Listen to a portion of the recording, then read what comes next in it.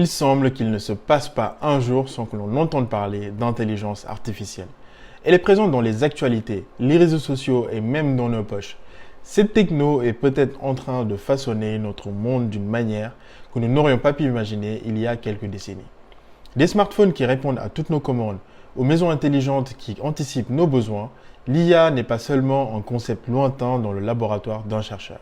Elle est là dans nos poches, influençant nos décisions, nos actions et nos interactions. Mais comment en sommes-nous arrivés là? Comment un concept autrefois fantaisiste a-t-il évolué pour devenir la force tangible et percutante qu'est l'IA aujourd'hui? Je te propose de parler de l'histoire de l'intelligence artificielle.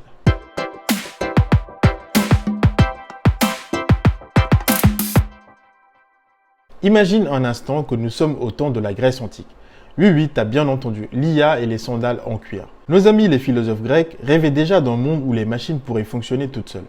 T'as probablement déjà entendu parler d'Héphaïstos, le dieu grec des forgerons, des artisans et des robots. La légende veut qu'Héphaïstos ait créé des robots d'or qui étaient essentiellement des machines autonomes. Ces robots d'or pouvaient se déplacer seuls et étaient conçus pour l'aider dans son atelier. C'est ce qu'on appelle de l'automation, les amis. Une autre histoire intéressante est celle de Pygmalion. C'était un sculpteur qui était tombé amoureux d'une statue qu'il avait créée. Et donc il a fait quoi? Il a prié Aphrodite, la déesse de l'amour, et elle a donné vie à la statue. On pourrait croire qu'il s'agit là d'un autre mythe farfelu, mais réfléchissons un peu. Pygmalion a programmé son désir dans la statue, un peu comme nous programmons des instructions dans nos ordinateurs, pour donner vie à une application. Cela ressemble un peu à de l'IA, non? En tout cas, on peut dire qu'ils n'avaient pas de Wi-Fi, pas d'électricité, mais déjà des idées de génie. À partir de là, il faut faire un bond jusqu'au milieu du XXe siècle, avec notre cher Alan Turing. Alan Turing est en quelque sorte le Steve Jobs de l'IA, avec sa machine de Turing. C'est en fait une machine imaginaire avec une bande de rubans sans fin, lisant et écrivant des symboles sur la base d'un ensemble de règles ou d'un programme. Elle pouvait effectuer tous les calculs pouvant être décrits, même les plus compliqués. C'est en quelque sorte le grand-père de votre ordinateur, de votre smartphone ou de tout autre gadget qui calcule. Mais il faut se dire la vérité. Pour nos besoins d'aujourd'hui, il lui faudrait une éternité pour effectuer les tâches les plus simples, car ces opérations sont quand même très basiques. Mais là n'est pas la question. Ce qui compte, c'est ce que les gens se sont dit. Si cette machine imaginaire peut faire n'importe quel calcul, alors n'importe quelle machine physique devrait être capable de faire la même chose. Et cela a complètement changé la donne, les amis. Surtout quand Turing a commencé à se dire, mais et si cette machine pouvait penser? De cette question a découlé le test de Turing. En fait, vu qu'il était difficile de définir l'intelligence, il s'est dit que si une machine peut tenir une conversation qu'on ne puisse différencier d'une conversation avec un être humain, alors la machine pouvait être qualifiée d'intelligente. Cette hypothèse a posé les fondations de notre monde numérique d'aujourd'hui, parce qu'il a fait germer dans le cerveau de beaucoup de philosophes et de scientifiques à l'époque qu'une machine pensante était peut-être possible. Et c'est comme ça qu'en 1956, lors de l'atelier de Dartmouth, de nombreuses personnalités comme John McCarthy, Marvin Minsky, Nathaniel Rochester et Claude Shannon se sont réunis pour discuter de l'intelligence artificielle. Pour eux, chaque aspect de l'apprentissage ou toute autre caractéristique de l'intelligence peut en principe être décrit avec une telle précision qu'une machine peut être fabriquée pour le simuler. Le terme intelligence artificielle a vu le jour et devient ainsi un domaine de recherche. Du coup, beaucoup d'organismes ont commencé à s'y intéresser et à financer les recherches. C'est donc ainsi qu'un certain Dr Weizenbaum s'est dit qu'il allait créer le tout premier chatbot qu'on ait connu pour passer le test de Turing. Il a appelé le chatbot Elisa et utilisé du pattern matching pour tenir une discussion. Et le plus drôle, c'est qu'Elisa était censée se comporter comme une psychothérapeute, c'est-à-dire poser des questions sur vos sentiments. Autant te dire qu'elle n'était pas vraiment parfaite. Mais soyons indulgents parce que c'était quand même les années 60.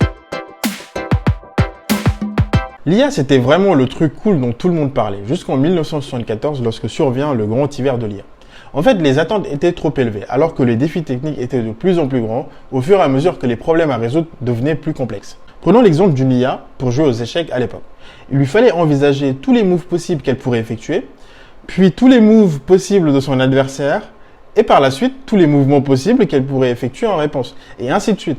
Tu vois que le nombre de possibilités peut augmenter très rapidement, d'où le besoin de plus grande puissance de calcul et donc de plus d'argent. Travailler sur l'IA commençait à coûter cher.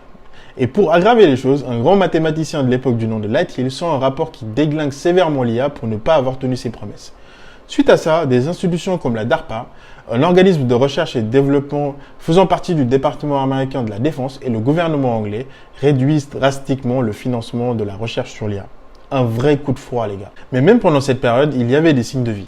Les chercheurs ont continué à travailler en coulisses, développant des techniques importantes comme la rétropropagation pour les réseaux de neurones, et faisaient des progrès dans un domaine appelé l'apprentissage par renforcement.